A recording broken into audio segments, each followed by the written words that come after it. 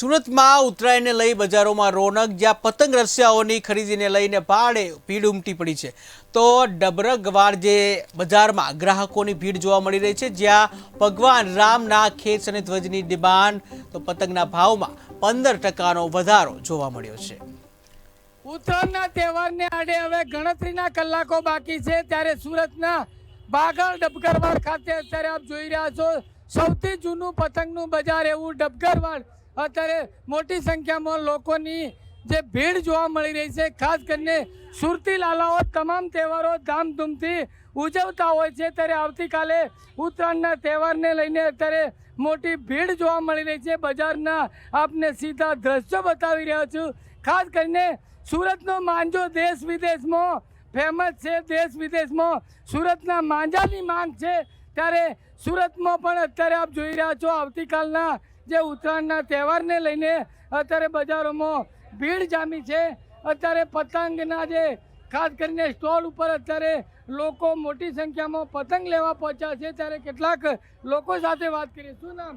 મયુરભાઈ દેવગનિયા. મયુરભાઈ, કેવી ઉત્તરાયણ કરવાની, શું આયોજન? ફૂલ જોશમાં ઉત્તરાયણ છે કરવાની. આ વખતે કયા પતંગની બોલબાલા? ખંભાતી અને કાગળમાં. ખંભાતી પતંગની માંગ વધારે છે અત્યારે. આગામી રામ જન્મભૂમિ જે 22મી પ્રાણ પ્રતિષ્ઠા મહોત્સવ છે, રામની જે તસવીરવાળા પતંગો ક્યાંક ને ક્યાંક માર્કેટમાં યસ, ઘણા બધા જગ્યાએ અત્યારે રામ મંદિરના દેખાય છે પતંગ, અને રામ અને ધજાના પતંગોની વધારે માંગ છે અત્યારે.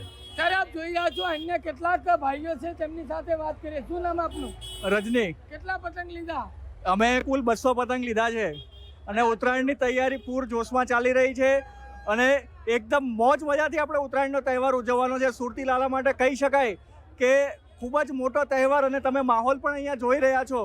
તો આ ઉત્તરાયણનો આનંદ લેવા માટે અમે તૈયાર છીએ. પતંગ જે અંતિમ તૈયારીઓ કહેવાય, પતંગ લેવાઈ ગયા છે, અને ધાબા પર ડીજે અને બધું જ તૈયાર છે. તો હેપી ઉત્તરાયણ બધાને. અને સાથે સાથે જે 22 જાન્યુઆરીએ અયોધ્યામાં જે રામ મંદિરની પ્રાણ પ્રતિષ્ઠા થવાની છે, તો એ બાબતે બધાને કહેવાનું જય શ્રી રામ. Thank you. આપ જોઈ રહ્યા છો સુરતી લાલાઓ ખાસ કરીને આગામી તહેવારને લઈને ખુશખુશાલ જોવા મળી રહ્યા છે. માર્કેટમાં અત્યારે પતંગની ખરીદી કરવા માટે મોટી ભીડ ઉમટી છે. આપ જોઈ રહ્યા છો રંગબેરંગી પતંગો અત્યારે માર્કેટમાં જોવા મળી રહ્યા છે. ખાસ કરીને આ વખતે ભગવાન રામચંદ્રજીની તસવીરવાળા પતંગો માર્કેટમાં જોવા મળી રહ્યા છે. ખાસ કરીને ભગવાન જે રામચંદ્રજીની આગામી 22 તારીખે જે અયોધ્યામાં પ્રાણ પ્રતિષ્ઠા મહોત્સવ છે, ત્યારે ક્યાંક ને ક્યાંક કેસરિયા ખેસ અને ભગવાન રામચંદ્રજીની તસવીરવાળા પતંગોની બોલબાલા જોવા મળી રહી છે. અત્યારે આપ જોઈ રહ્યા છો માર્કેટમાં ખાસ કરીને લોકોની ભીડ ઉમટી છે. ગણતરીના કલાકો હવે ઉત્તરાયણ આડે બાકી છે. સુરતી લાલાઓ તમામ તહેવારો ધામધૂમથી ઉજવતા હોય છે, ત્યારે આવતીકાલનો જે ઉત્તરાયણનો તહેવાર છે તેને લઈને અત્યારે માર્કેટમાં પતંગ રસીઓ ખાસ કરીને અહીંયા ખરીદી કરવા પહોંચે. શું નામ આપનું? મહેન્દ્ર પાટીલ. મહેન્દ્રભાઈ, કેટલા પતંગ લીધા? હજી તો ચાલે છે ખરીદી, 100 જેવા તો થઈ ગયા છે. ભાવને લઈને આ વર્ષે કોઈ ભાવમાં તો કઈ ખબર નથી પડતી. જે ભાઈ કે છે એક ભાવ એટલે એક ભાવ. વધારો જોવા મળી રહ્યો છે ભાવમાં? વધારો તો કઈ નહીં, એટલે એમ રિઝનેબલ જ છે. બધી બાજુ સરખો જ ભાવ છે. ત્યારે આપ જોઈ રહ્યા છો આપણે જે પતંગના સ્ટોલ ઉપર જે બેન છે તેમની સાથે વાત કરી. બેન, શું છે આ વખતે ઘરાકી? બસ ઘરાકી સારામાં સારી ચાલે છે, અને પતંગનો ભાવ બી બરાબર રિઝનેબલ ભાવ જ છે. વડાપ્રધાન નરેન્દ્ર મોદીજીની તસવીરવાળા પતંગ અને રામચંદ્રજી ભગવાનના જે ઇમેજવાળા પતંગ, હા મોરંદ. ત્યારે આપ જોઈ રહ્યા છો ખાસ કરીને માર્કેટમાં જે પતંગ રસિયાઓ ખાસ કરીને મોટી સંખ્યામાં શું લેવા પહોંચ્યા? પતંગ લેવા. કેવો ઉત્સાહ? જોરદાર ઉત્સાહ છે. શું આયોજન આવતીકાલને લઈને? આવતીકાલને લઈને પહેલું તો જલેબી, ઊંધિયું અને પૂરી ખાવાનું, પતંગ ચગાવવાની અને જલસા કરવાનું. સુરતી લાલાઓ કોઈ તહેવારમાં પાછા નહીં પડે. યસ, સુરતી લાલાઓ કોઈ દિવસ પાછા નહીં પડે. ત્યારે આપ જોઈ રહ્યા છો બજારોમાં ખાસ કરીને પતંગ ખરીદવા પતંગ રસિયાઓની ભીડ જોવા મળી રહી છે. રંગબેરંગી પતંગોથી ખાસ કરીને બાગલનું સૌથી જૂનું જાણીતું એવું ડબગરવાડ અત્યારે આપણે જોવા મળી રહ્યું છે. ખાસ કરીને ગોગલ્સની ખરીદી કેપ લોકો ખરીદવા પહોંચ્યા છે. કેવી ખરીદી છે?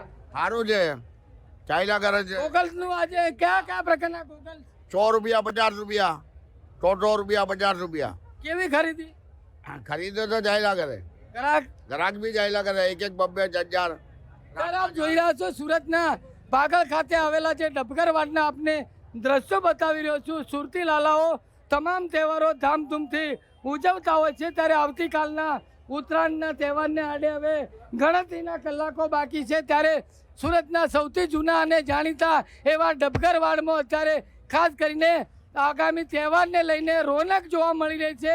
રંગબેરંગી પતંગ અને ફિરકીઓ ખાસ કરીને જોવા મળી રહી છે. સુરતનો માંજો દેશ વિદેશમાં ફેમસ હોય છે, ત્યારે આ માંજાની માંગ વિદેશમાં પણ જોવા મળી રહી છે. ત્યારે આવતીકાલે સુરતી લાલાઓ ઊંધિયું, ચીકી, તલ પાપડ અને ખાસ કરીને તલ ચીકીના લાડુઓ સાથે ટેરેસ ઉપર ચડી અને પતંગ ઉડાડવાની મજા માણશે. કેમેરામેન આરિફ સાથે બલદેવ દેસાઈ, KTV ન્યૂઝ ગુજરાતી.